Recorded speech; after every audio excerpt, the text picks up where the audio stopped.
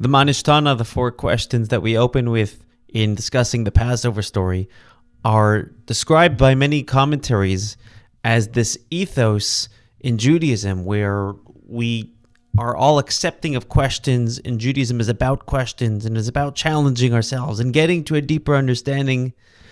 The irony here is these are not such complicated, deep philosophical questions.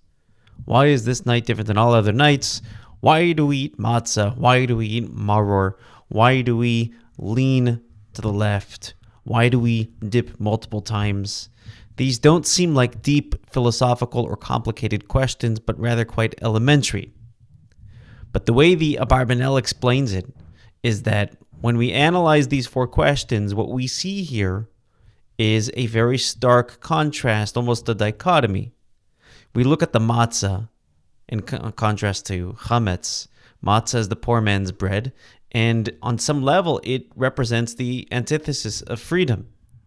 It's cheap bread that has to be baked really quickly because you don't have enough money to leave the fire on, like the commentaries in the Talmud explain.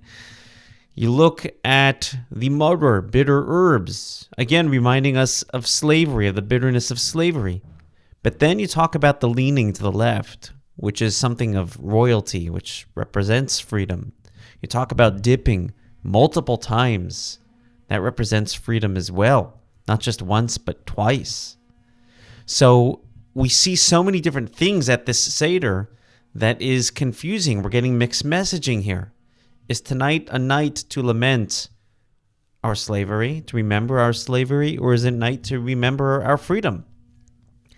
And if we can find freedom, inner freedom, and discuss freedom and anticipate freedom, even in confusing times, even when life seems to be giving us mixed messaging, then we can be truly free.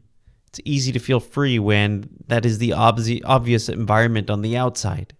It's easy to know what to do and what to pray for when things are obviously difficult on the outside, but when things are confusing on the outside, things look good and they also look less than perfect.